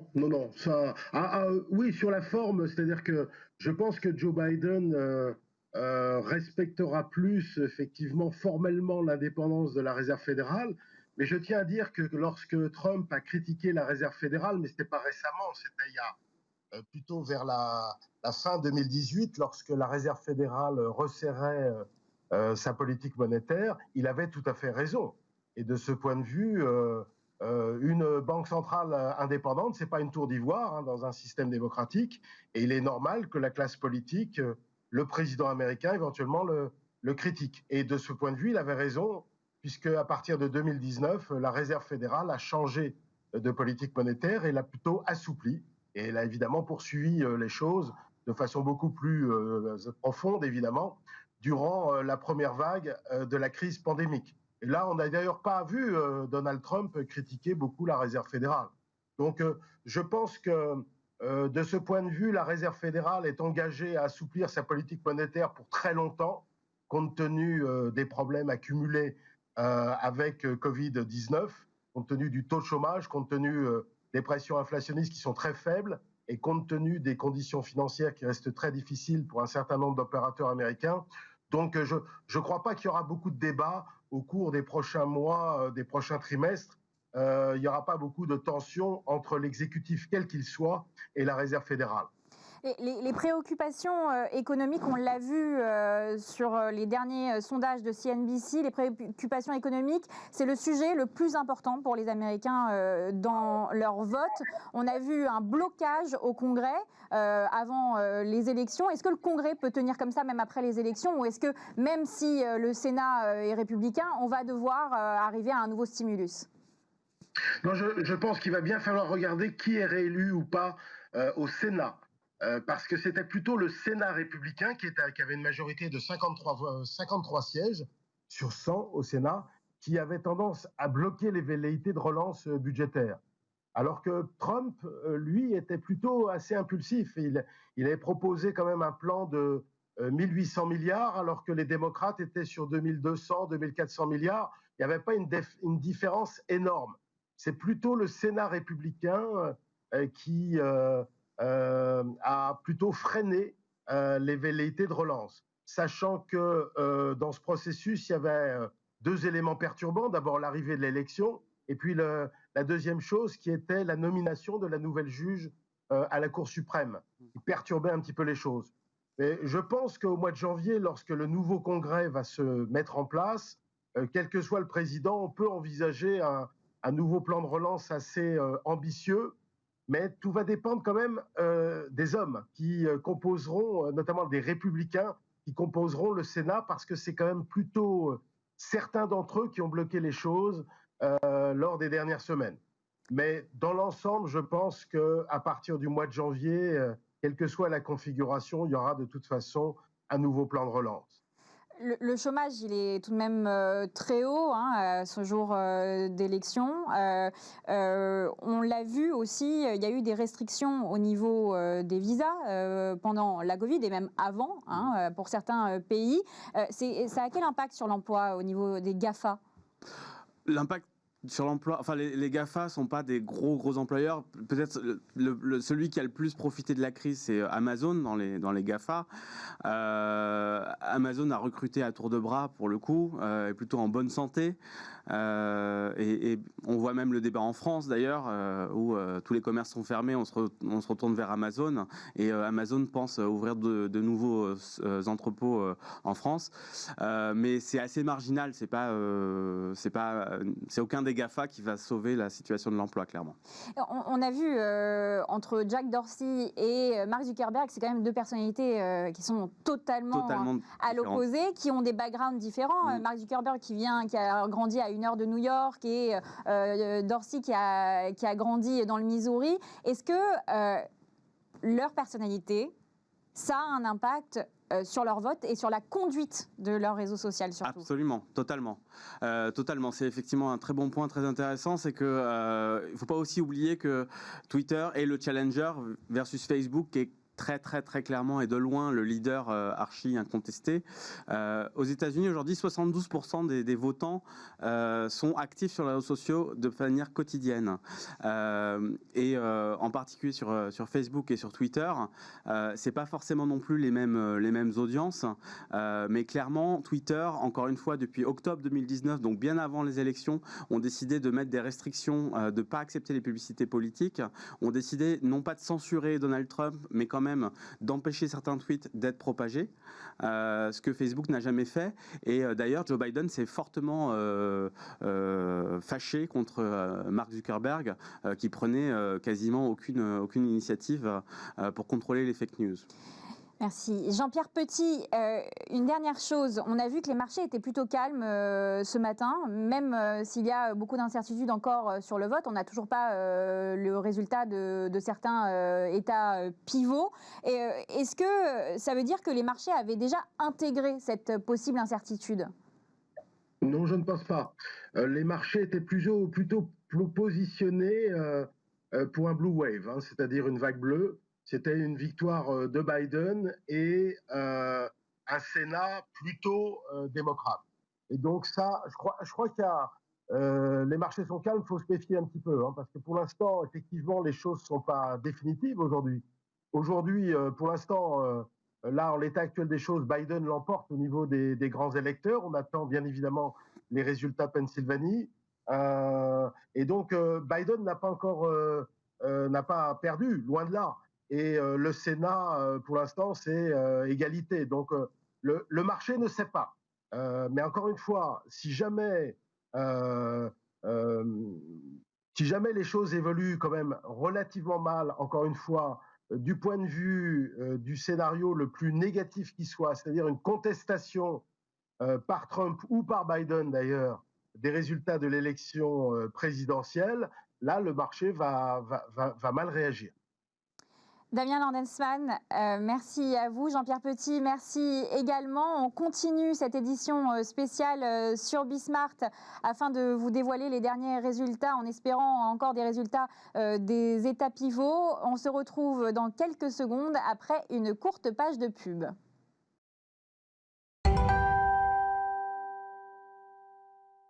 Bonjour à tous et bienvenue dans notre édition spéciale sur les élections américaines. Hello everyone and welcome back on Be Smart for Smart World with CNBC. At the top of this program, the latest result with Eva Ben Saadi, the impact on the markets with Grégoire Favet, and the economy under Trump. Let's go, Eva. Les derniers résultats, s'il vous plaît. Oui, Margot, on se répète, mais en effet, la vague bleue attendue n'est pas là. Pourtant, le candidat Joe Biden reste confiant. Il s'est exprimé tout à l'heure et a adressé à ses supporters un message d'espoir. On l'écoute. Good evening. Your patience is commendable. We knew this was going to go long, but who knew we're going to go into maybe tomorrow morning, maybe even longer. But look, we feel good about where we are. We really do. I'm here to tell you tonight, we believe we're on track to win this election.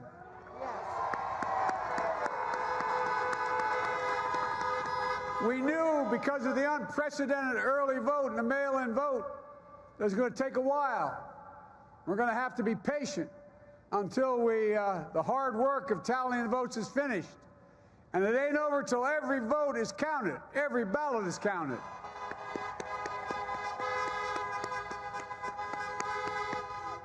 But we're feeling good. We're feeling good about where we are. We believe one of the nets has suggested we've already won Arizona, but we're confident about Arizona. That's a turnaround. We also just called it for Minnesota, and we're still in the game in Georgia, although that's not one we expected. And we're feeling real good about Wisconsin and Michigan.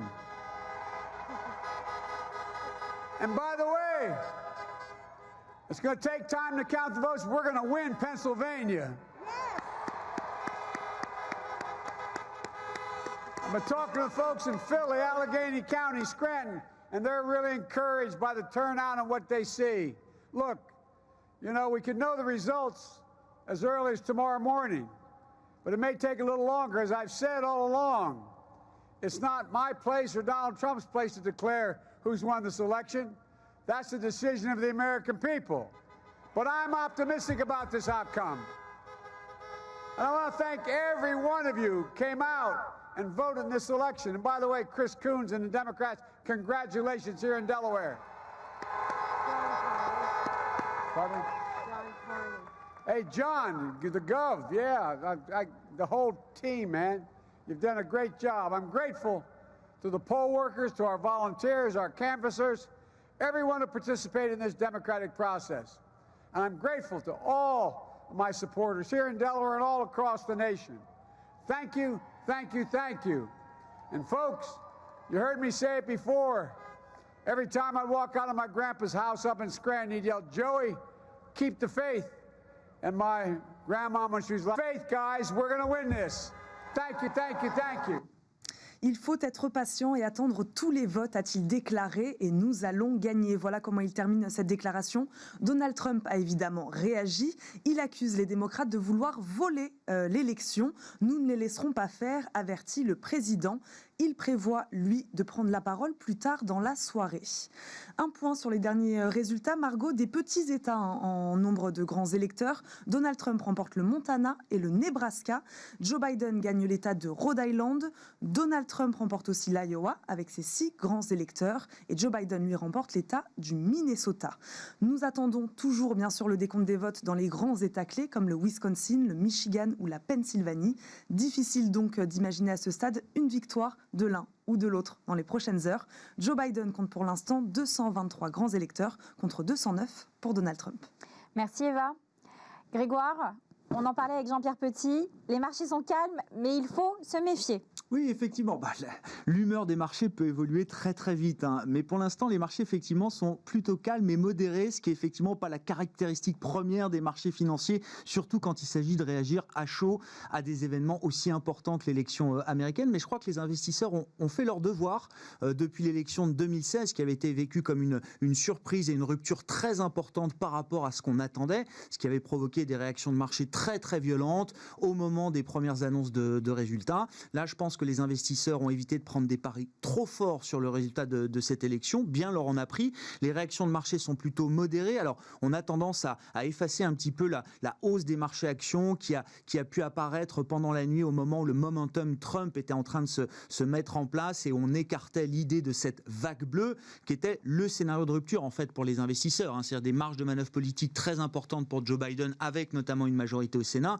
qui lui permettait notamment de rééquilibrer la fiscalité aux États-Unis sur les ménages les plus aisés, mais surtout sur les entreprises, en remontant le taux d'imposition des sociétés, contrairement à ce qu'avait fait Donald Trump dans le précédent mandat. Donc ça, c'était un élément difficilement appréciable pour les marchés, qui était de nature à créer peut-être des ruptures pour les marchés financiers, pour Wall Street et les marchés boursiers. Là, on est plutôt sur quelque chose d'assez calme, même si on voit des indices futurs qui sont en train de s'affaiblir, hein. Si on regarde concrètement, les futurs européens nous indiquent que l'ouverture va être négative ce matin. Attention, ce sont des marchés qui ont fortement rebondi depuis 2 jours. Et puis on verra un peu plus tard pour l'ouverture de Wall Street. Ce qu'on peut dire à ce stade, c'est qu'il y a un marché qui s'en sort très bien, c'est la tech américaine, avec un Nasdaq futur, des marchés, des contrats à terme sur le Nasdaq qui nous montrent que les investisseurs vont continuer, quoi qu'il arrive, de croire dans la performance du Nasdaq et des GAFA et de la tech américaine en général. Maintenant, effectivement, il faut être prudent sur ce scénario de calme et de modération, comme le disait Jean-Pierre Petit, parce que oui,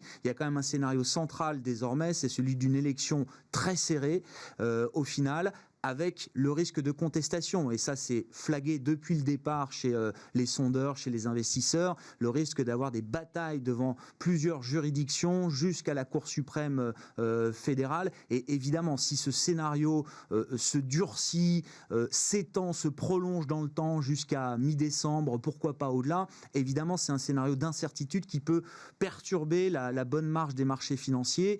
Dans un contexte où, rappelons-le, on est focalisé sur la politique, mais il y a quand même une situation épidémique aux États-Unis qui pourrait atteindre des niveaux critiques dans les prochains jours, les prochaines semaines.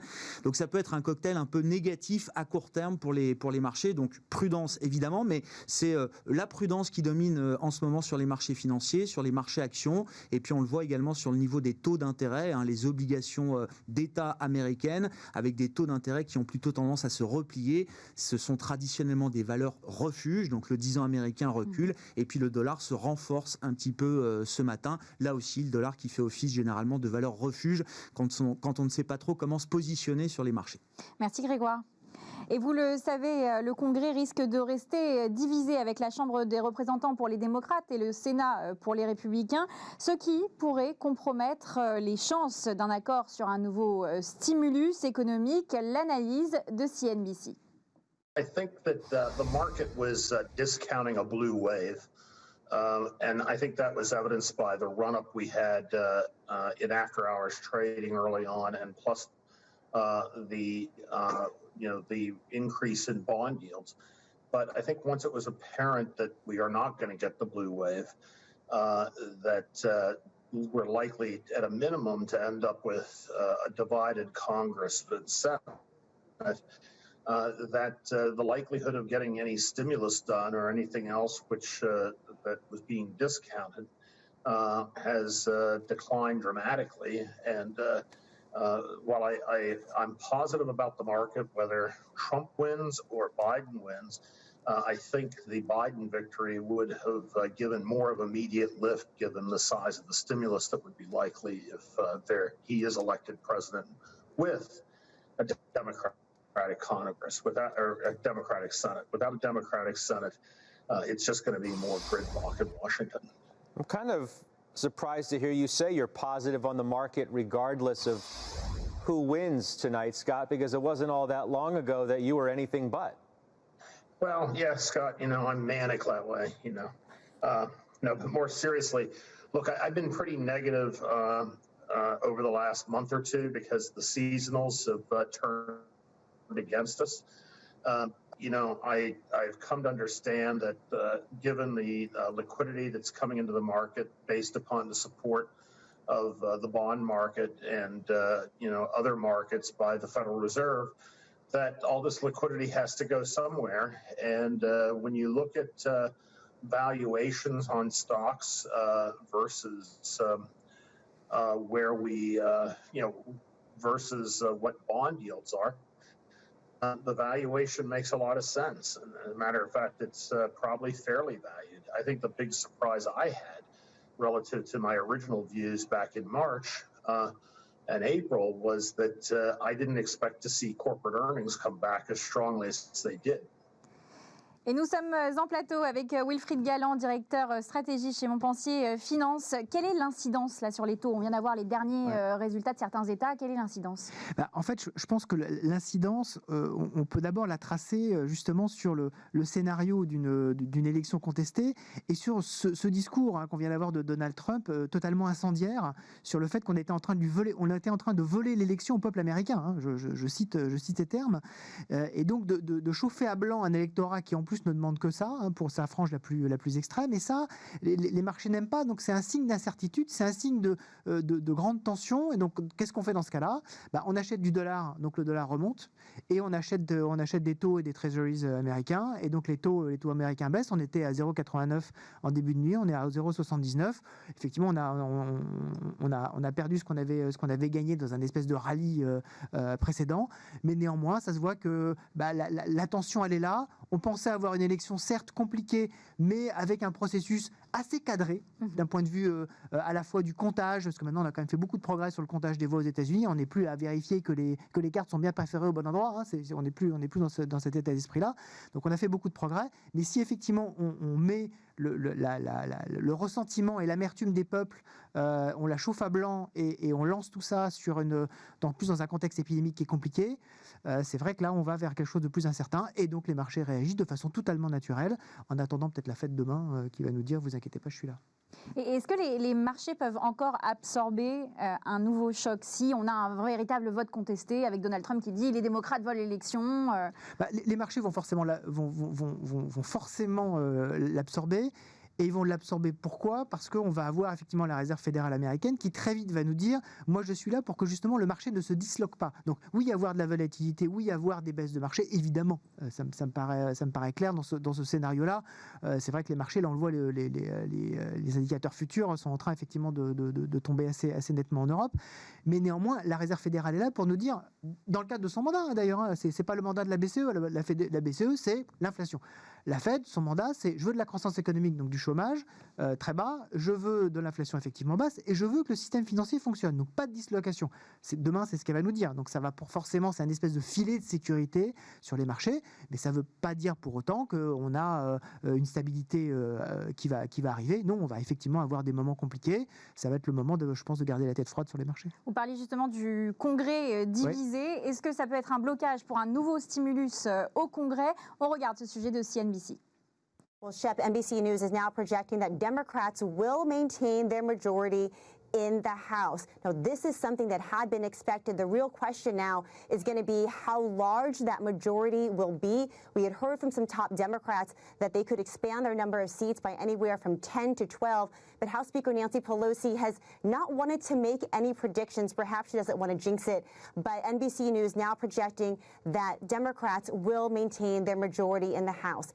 In addition, NBC is also projecting that Tommy Tuberville will win the Atlanta Senate race against Democrat Doug Jones. This again was another expected outcome. Democrats had sort of ceded that Doug Jones was likely to lose in his election. They considered his seat a wash against the gain that they had hoped to make in Colorado by flipping the seat that Cory Gardner is now currently holding. So now what we find, Shep, is that each party has flipped one Senate seat, and so the math doesn't change. Democrats still need to flip an additional 3 seats at a minimum in order to take control of the Senate. Shep? Yvonne Moy, thanks so much. On a vu que c'était une course vraiment très serrée. On se demande même que si, sans le Covid, on aurait pu avoir une vague rouge aux États-Unis. On est rejoint par Elsa Conessa, vous êtes rédactrice en chef aux Échos. Oui. Est-ce que Trump peut toujours utiliser son bilan économique comme arme de persuasion avec la crise actuelle ? Moi, je suis convaincue qu'il peut. C'est une réalité qui peut déplaire, mais de fait, le bilan économique de Trump, il est plutôt bon. Si on met à part la phase Covid, qui mérite un traitement particulier, mais jusqu'en février, le bilan est très bon. Avant l'épidémie, on était à un taux de chômage de 3%, donc ça équivaut à peu près à du plein emploi. On n'était pas aux 3% de croissance qu'il avait promis, mais enfin, on était à peu près en moyenne, je crois, autour de 2,5%, donc quand même très honorable. La bourse, évidemment, euphorique. Les baisses d'impôts promises, plus de 1 000 milliards de dollars sur 10 ans. La déréglementation. Donc, non seulement le bilan, il est plutôt bon économiquement, mais surtout, il correspond aux promesses faites en 2016. Alors après, la question, c'est est-ce que l'effet de la pandémie sur l'économie américaine va lui être reproché ? Ça, c'est une question qui est difficile à laquelle il est difficile de répondre. Quand on regarde les autres grandes démocraties occidentales, de fait, le choc sur l'économie, il a été assez violent partout. Il y a eu des plans de soutien massifs, à la fois en budgétaire et côté politique monétaire en Europe comme aux États-Unis. Le Congrès américain a débloqué beaucoup d'argent, 2200 milliards de dollars, je crois, au mois de mars, pour soutenir les ménages et les entreprises. Bon, il y a ce blocage en ce moment au Congrès sur le deuxième volet du plan de relance. Mais bon, en tout cas, quand on compare les économies développées entre elles, l'économie américaine, ma foi, elle est plutôt, elle se tient plutôt bien. L'emploi a rebondi assez bien d'ailleurs, après avoir beaucoup chuté au printemps. Je crois qu'on a récupéré à peu près la moitié des pertes d'emploi. Et puis l'économie rebondit assez bien, même au 3e trimestre, mieux qu'en Europe. Donc de ce point de vue-là, je ne suis pas certaine que ce soit quelque chose qui puisse le desservir dans l'élection. Et justement, Wilfried Galland, cette évolution sur l'emploi, est-ce qu'elle est directement liée à la politique de Donald Trump ou au reste de la politique Obama ? Alors, c'est évidemment une question de nuance, tout ça. Il n'y a pas de réponse tranchée. Ce qui est très clair, c'est que les 2 grands axes de la politique économique de Donald Trump, ça a été les baisses d'impôts et la baisse de la réglementation. Et effectivement, ces éléments-là ont accéléré très clairement la tendance qui était là lorsque Donald Trump a été intronisé, qui était au redressement très fort du marché de l'emploi. On a eu, sur le taux de chômage américain, on a eu des chiffres qu'on n'avait jamais connus depuis près de 60 ans. Donc vraiment des chiffres totalement impressionnants. Moi, ce qui m'intéresse également, c'est de dire que de toute façon, Donald Trump, en faisant ça, il insiste énormément sur le fait que la dette n'est pas un problème.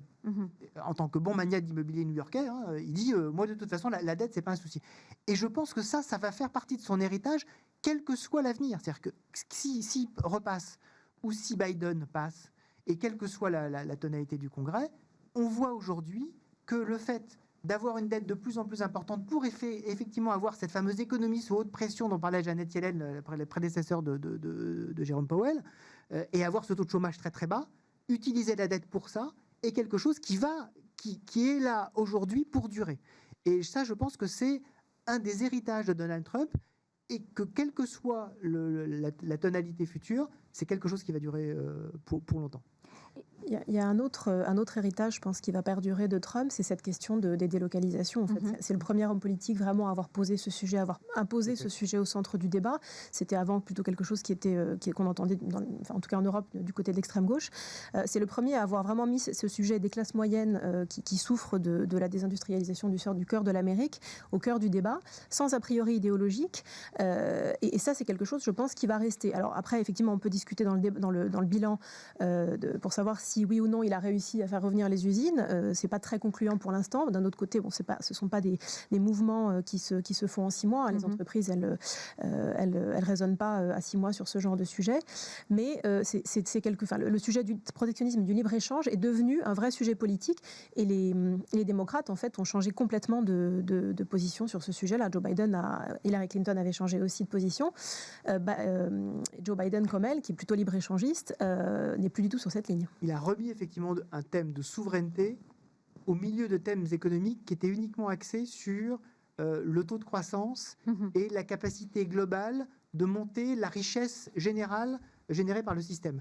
En fait, il a introduit la notion de prospérité pour tous les Américains. Et ça, c'est quelque chose, là aussi, qui non seulement est au cœur du débat politique américain, mais qui aussi est au cœur du débat politique maintenant européen, très clairement. On n'est plus du tout dans une logique, on le voit d'ailleurs sur des thématiques même comme la santé, dans une logique de dire c'est pas grave, on va s'approvisionner à l'extérieur. On revient dans une logique à la fois de contrôle de l'économie et plus généralement même de contrôle de nos vies, que Donald Trump a su extrêmement bien à la fois extraire du débat politique américain et mettre au centre de son action. Et ça aussi, ça va rester. Et on a vu Donald Trump vraiment, avec Jérôme Powell, c'est un peu se tirer entre les pattes pendant ce mandat. Un deuxième mandat de Donald Trump, qu'est-ce que ça signifie pour la Fed ? Alors, un deuxième mandat de Donald Trump, ça peut signifier, et ça il faudra suivre ça, peut-être une déstabilisation supplémentaire de la Fed. Donald Trump a laissé entendre qu'il pourrait changer Jérôme Powell, donc ne pas renouveler son mandat une fois de plus, pour mettre quelqu'un d'encore plus accommodant que lui. Alors, moi, ça me paraît très bizarre parce que là, maintenant, Jérôme Powell, il a tout accepté. Franchement, on lui a dit de mettre les taux à zéro, il a mis les taux à zéro. On lui a dit de faire une désinjection supplémentaire de liquidité, il l'a fait sans aucun problème.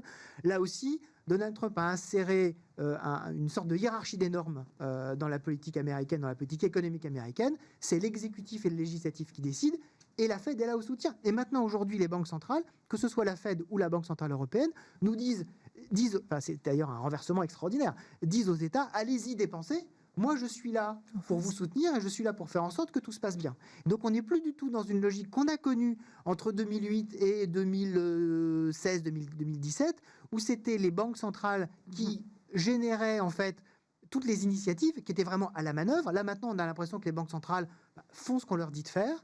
Et pour la Banque centrale américaine, si ça reste comme ça, je pense que globalement pour l'environnement économique, ce sera plutôt favorable. Après, il ne faudrait pas déstabiliser l'institution réserve fédérale. C'est-à-dire si effectivement il laisse entendre que parce qu'il l'aime pas et parce que finalement il lui a mal parlé et il a pas répondu assez vite à son coup de téléphone, il pourrait se séparer de Jérôme Powell. Ça effectivement, ce serait très mal perçu. Parce que la Fed, c'est vraiment quand même un pivot de l'économie internationale. La Fed, c'est la monnaie du monde. Le dollar, c'est la monnaie du monde. Donc la Fed, c'est la banque centrale du monde. Il ne faut pas l'oublier. Voilà. De fait, l'indépendance de la Fed, elle est déjà assez abîmée, en fait. Parce que c'est vrai, comme vous dites, il pourrait le démettre. Il avait aussi, à un moment, suggéré qu'il allait le démettre... avant le terme de son mandat. Puis même à un moment où évidemment, l'économie n'était pas en crise, mais quand Jérôme Powell a poursuivi la politique de Janet Yellen de normalisation, ça déplaisait profondément à Donald Trump, qui pensait vraiment avoir quelqu'un de très, très accommodant. Et il avait laissé entendre que, ma foi, il pourrait bien s'en débarrasser. Et du coup, après, quand Jérôme Powell a fait volte-face parce qu'il a estimé que l'économie l'imposait, ça a été perçu comme de fait un assujettissement au pouvoir de l'exécutif. Il a prêté allégeance. Et justement, on a vu une Amérique très divisée pendant ces élections, mais on a vu que c'était quand même une tendance qui était là depuis déjà quelques années, même avant l'élection de 2016. On risque d'avoir un congrès divisé. Qu'est-ce que ça signifie pour un nouveau stimulus ? Est-ce qu'on va avoir un nouveau stimulus ? Est-ce que ça va vraiment faire blocage, comme on le dit dans les médias actuellement ? Ou est-ce que, au bout d'un moment, on a vu que le HEROES Act est passé à la Chambre des représentants, est-ce que ça peut suivre concrètement au Sénat, vu que les Américains sont un peu dans l'urgence ? C'est une question à laquelle il est difficile de répondre, mais en l'état, là, de fait, le deuxième plan de soutien, il est bloqué. Donc, un congrès divisé, ça a permis de passer une enveloppe de soutien budgétaire en mars, pas en septembre, pas en novembre. Donc, c'est pas très bon signe pour le soutien à l'économie. Après, comme vous le disiez, la Fed est là. Donc, elle est là justement de plus en plus pour répondre au blocage politique. C'est le cas en Europe aussi, d'ailleurs. Je pense que la mauvaise nouvelle, ce serait si on avait finalement une présidence Biden et un Sénat qui resterait très nettement républicain. C'est-à-dire si effectivement le Sénat reste à 53-47, pas 50-50 ou 51-49, mais 53-47 républicains et avec une présidence Biden, il est très probable, à mon avis, qu'au moins dans les premiers mois, le Sénat ait une posture beaucoup plus restrictive en termes de dépenses publiques, justement peut-être pour dire, regardez, avec Biden, ça ne marche pas. Et ça, ce serait vraiment très dommage. Donc là, il faudra suivre effectivement les évolutions sur le Sénat. Est-ce qu'on est toujours sur 53-47 ou est-ce qu'on arrive peut-être probablement vers l'équilibre? C'est ce que j'espère. Si c'est le cas, alors effectivement, on pourrait débloquer les plans de relance. Sinon, au moins dans un premier temps, on va avoir une confrontation extrêmement forte et probablement assez délétère entre le Sénat d'un côté qui a les rênes budgétaires, il ne faut pas l'oublier, et la présidence si Biden, in extremis, arrive quand même à saisir la présidence. Alors je vous donne l'information qu'on vient d'avoir de nos confrères de CNBC. Trump revendique sa victoire à l'élection après avoir gagné le Texas, la Floride, l'Ohio et le Minnesota. On va vers un deuxième mandat Trump pour l'instant, en tous les cas selon les résultats, même si on n'a pas les résultats de la Rust Belt des États du Nord ouvriers. Donc concrètement, qu'est-ce que ça veut dire pour nous, pour l'Europe, d'avoir un deuxième mandat Trump? On a vu les guerres tarifaires, en tous les cas sur l'acier et l'aluminium. Qu'est-ce que ça veut dire concrètement pour l'Europe? Je crois que c'est la fin des espoirs de normalisation des relations entre les États-Unis et l'Europe. Après, Trump a beaucoup dénoncé les déséquilibres commerciaux, enfin ce qu'il estime être des déséquilibres commerciaux entre l'Europe et les États-Unis. Au final, il a menacé 25 fois de surtaxer les voitures allemandes à l'importation. Pour l'instant, on est un peu sur une guerre des nerfs. Il n'a pas complètement gagné sa guerre contre l'Europe. Les deux régions continuent à discuter. Moi, je ne crois pas que ce soit un bouleversement majeur pour les relations américano-européennes. On va continuer dans le sillage de ce premier mandat. Et globalement, une victoire de Trump, ça signifie un pas de plus vers cette régionalisation du monde qui a été amorcée avec le Brexit, avec sa victoire de 2016, à laquelle je pense que les Européens ont encore un petit peu de mal à s'adapter. Wilfried, dernier mot là-dessus avant qu'on rende l'antenne. Je pense qu'il faut quand même être prudent. On va vers un processus qui va être long. C'est normal que Trump revendique sa victoire. Ça fait partie du personnage. Je pense qu'il y a encore pas mal de choses qui vont nous arriver dans les prochaines semaines. Je rappelle juste que le vote, c'est le 14 décembre. Le vote du collège électoral, c'est le 14 décembre. C'est ce jour-là. Et le 8 décembre, tous les grands électeurs doivent être choisis. Donc 8 décembre, 14 décembre. Je pense qu'avant ça va être un petit peu compliqué de se projeter quand même complètement. Et c'est justement ce qui nous attend, c'est la complexité de se projeter. On risque donc d'avoir des rebondissements selon Wilfried Galland et Elsa Conesa. Merci d'avoir été avec nous pour cette édition spéciale et notre première matinale en direct de Smart World au CNBC. N'oubliez pas, la course à la Maison-Blanche n'est toujours pas jouée. Il reste encore certains États qui vont donner leurs résultats dans la soirée ou dans les prochains jours. N'oubliez pas, pour le reste de la journée sur Bismart, vous avez une édition spéciale Smart Bourse avec Grégoire Favé et Late & Smart avec Guillaume Dubois dès 23h. Merci à vous pour nous avoir rejoints lors de cette édition spéciale et à très bientôt sur Bismart. Merci.